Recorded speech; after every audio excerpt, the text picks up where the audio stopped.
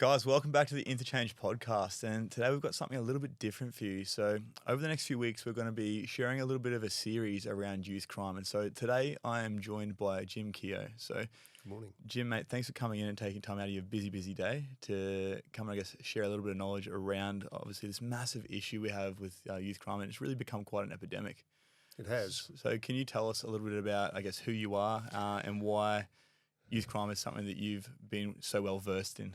Certainly. I was the former superintendent here at the Gold Coast for a number of years, retired now, seen plenty of youth crime develop throughout the years here. I was a member of the board of the PCYC here, where we specifically were addressing at-risk youth at the time. And certainly youth crime, sadly, has spiralled out of control to what we're now seeing is involved in the deaths of many people, and the last one of which was last week, a 69-year-old woman at the hands, allegedly, of a 16-year-old driving a stolen car. So certainly something needs to happen. It does need to be reeled in, and quickly. Okay, and so you said that obviously it has been an issue for quite a long time, but it's really spiraled in the last few years. And in your experience, why would you say that is? A lack of guidance and supervision for the youth, compliance, guidance, supervision. So they were left somewhat unchecked. They were going through a court process of a revolving door process where they were released back into society rather rapidly without any form of supervision. The breach of bail laws were removed, so they knew that that would allow them to continue to reoffend. When you're talking to the breach of bail laws, because I'm speaking from my own experience here, when I breach bail, it's like I'm not getting bail again. That's right. So for juveniles, is that different? It is. What actually happens is when you breach bail under the Bail Act, you're in a show cause situation. You go back before the magistrate to indicate why you shouldn't be remanded in custody. Right. That law was removed from juveniles, so a juvenile can reoffend and reoffend and reoffend, and reoffend they did. And this is up to the age of 16 or 18? Up to the age of 18. Right. So reoffend they did, and they continued to reoffend. And I'm not by any means suggesting that they should have been immediately incarcerated, but there was no input to the reoffending that they were committing.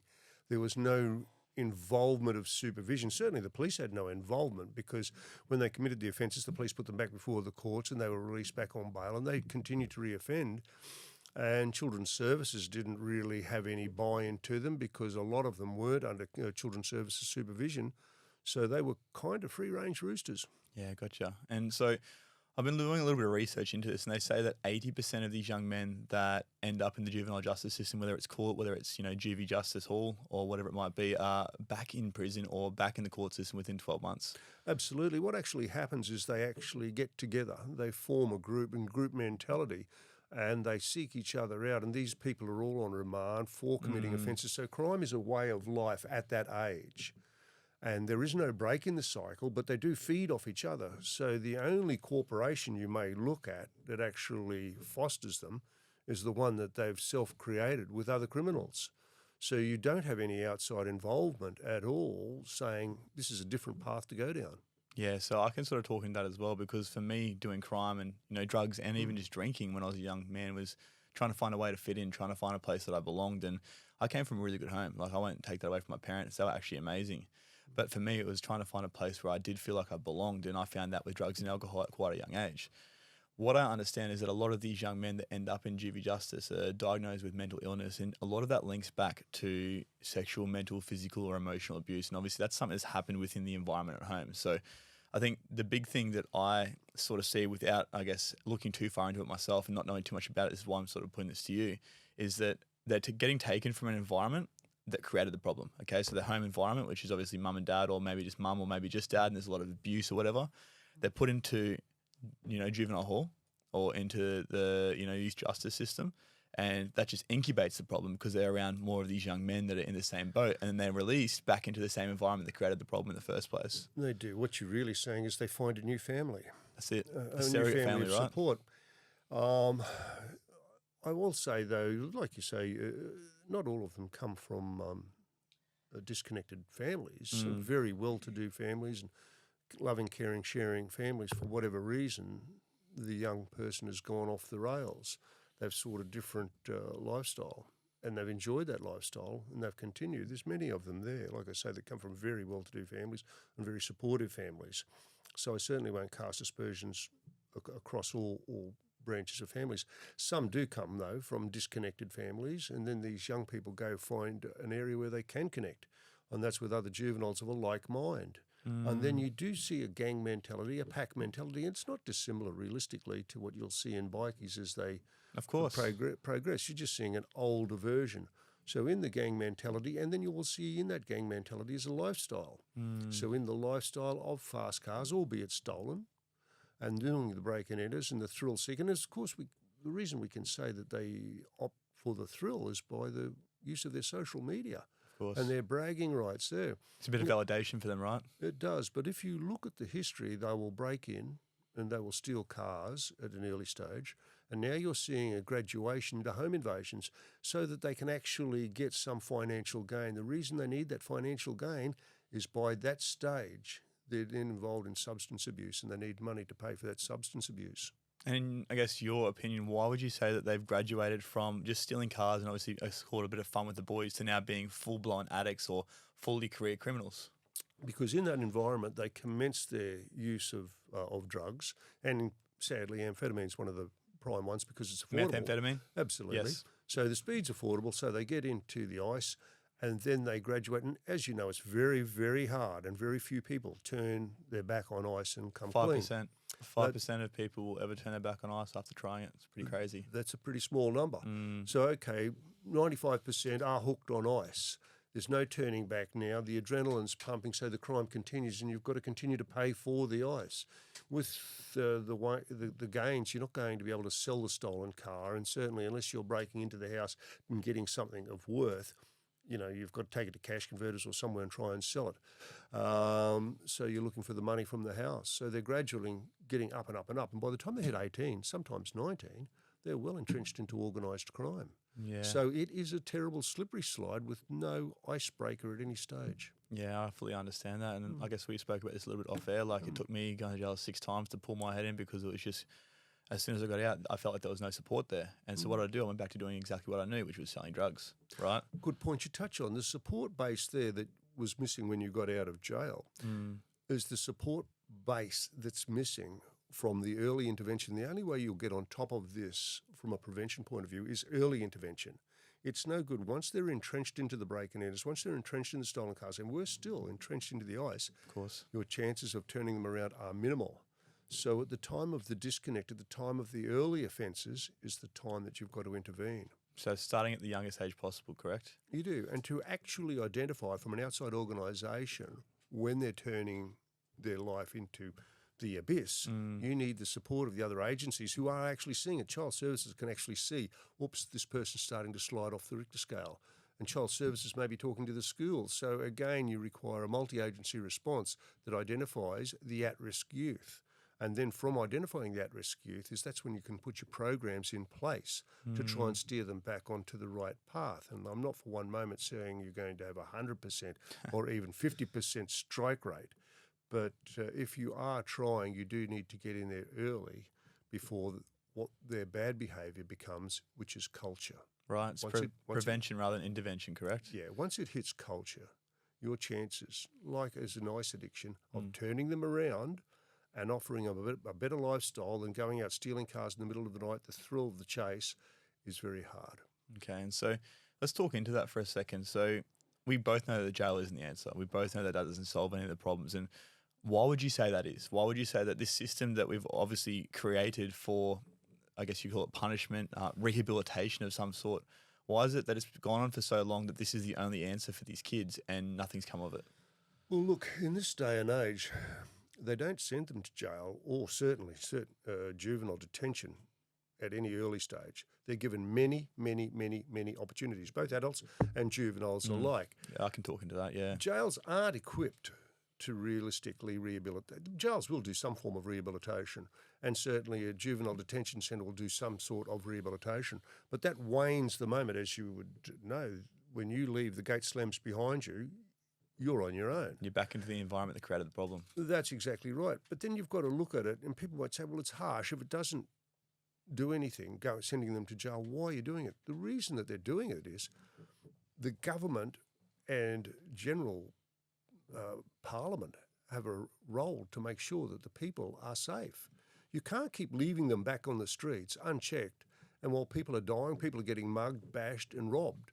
Yeah. You simply can't allow that to continue. Your commitment must be, first and foremost, from a government, is to the safety of the community. So you are removing the problem with little thought to the rehabilitation, with very little thought. It's a Band-Aid. What will happen to turning them around. But in fairness to the government of the day, whoever it might be, they've got to stop the continuance of what we're seeing. People are dying. I think nearly 40 have died at the hands of juvenile offenders. So they've got to bring this to a halt. Is the whole predicament idealistic? Not realistically. It is certainly removing them to a place where they can be educated, mainstreamed back into society is a good idea. It wasn't many years ago, probably about 2 years ago, I proposed the use of WellCamp. It was a government $200 million white elephant sitting up there at Toowoomba. When you say white elephant, what do you mean by that? Well, the government paid $200 million and didn't use it. Right. And what was it originally set up for? It was set up there in relation to COVID as a quarantine centre. Oh, this is the quarantine centre that never went anywhere. Luxurious. It had all the accommodation. It did have fences. And when I looked at it, I thought this is ideal for rural placement. Now, it's sat up in the Lockyer Valley where you had the agricultural college, you had certainly the horticultural people up there. You had farmers who were crying out for help on their farms. They couldn't get itinerant workers. And they were all on board, but for some reason the government didn't utilise that facility. So rather than send the juvenile straight to a detention centre, you could have done a rural placement. The rural placement provided good accommodation. It wasn't in the middle of Siberia. For God's sake, it was up near Toowoomba.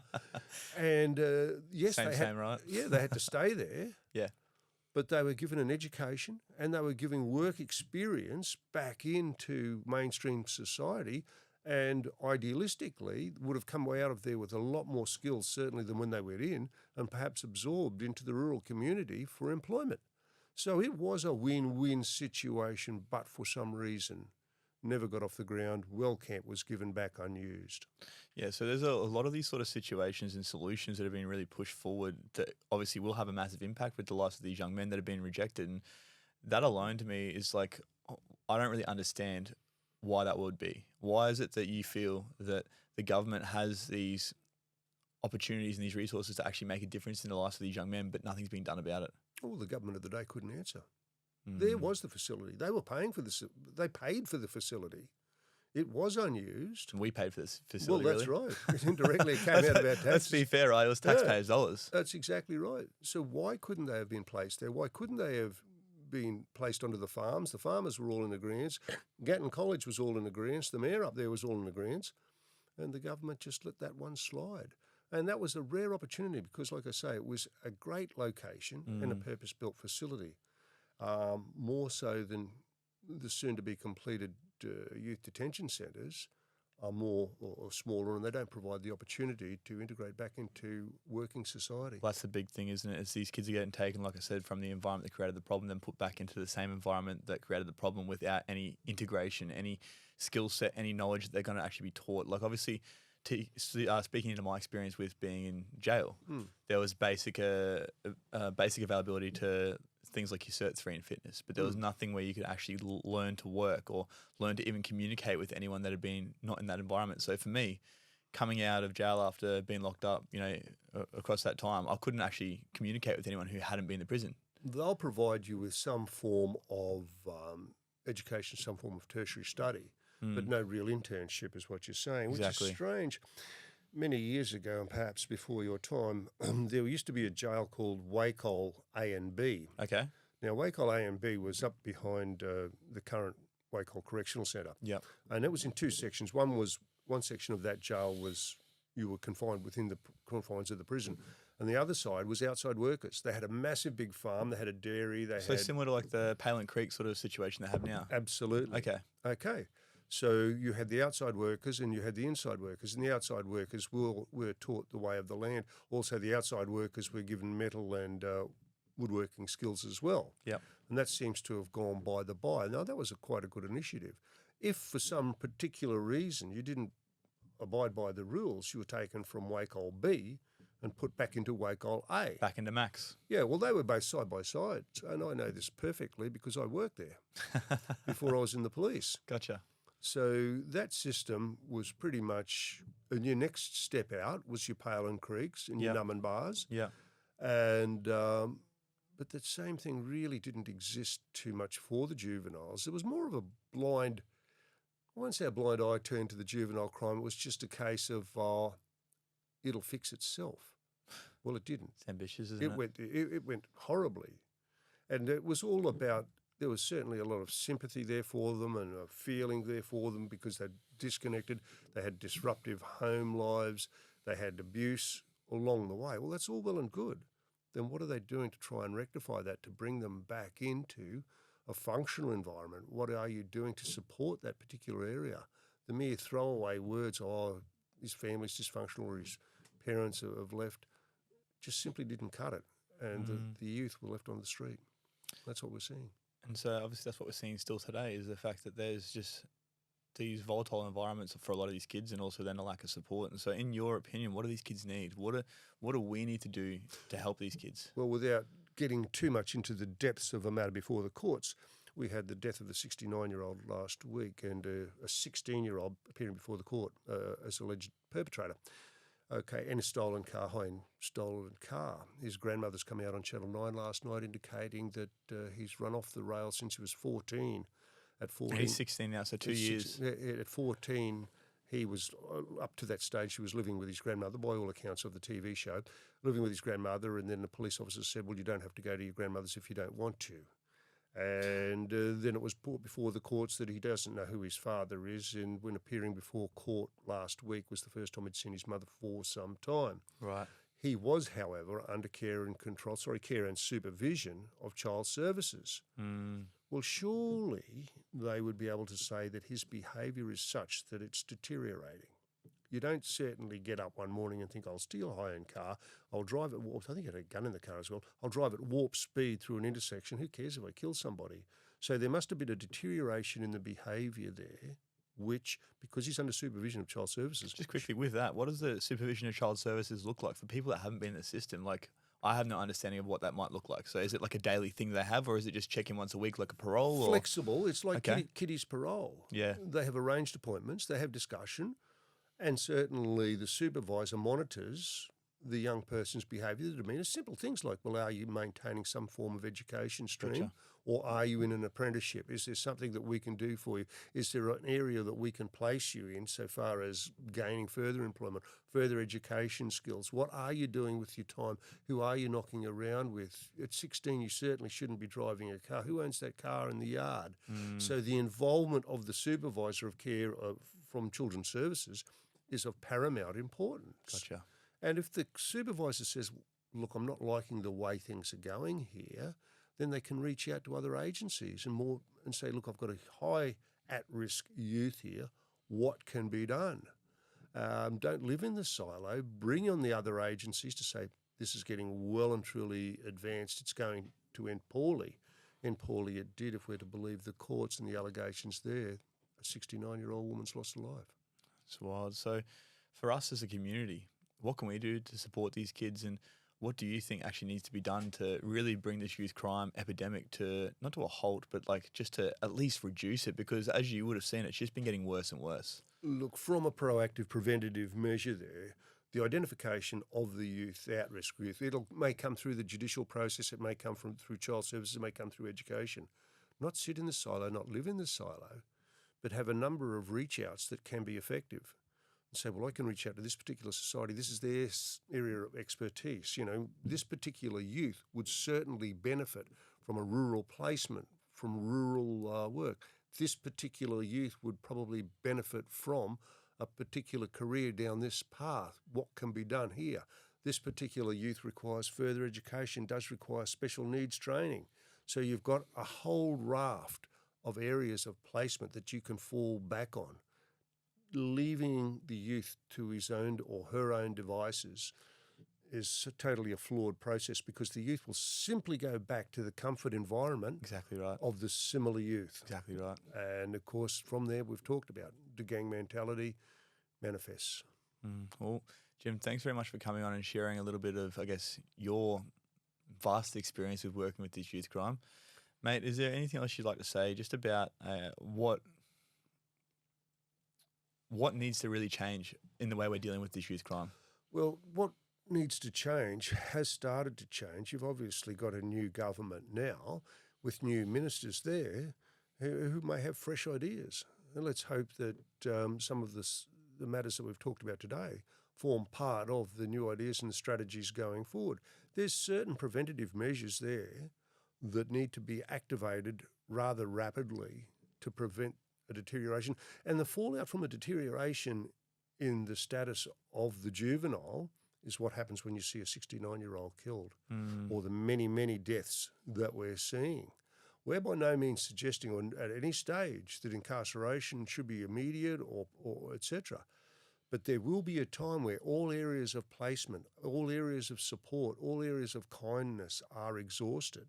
And then in the interest of community safety, I'm afraid incarceration is the only hope left. But you've got to step through all these paths before you land at the incarceration doorstep. Thanks very much, Jim. Hope that helped.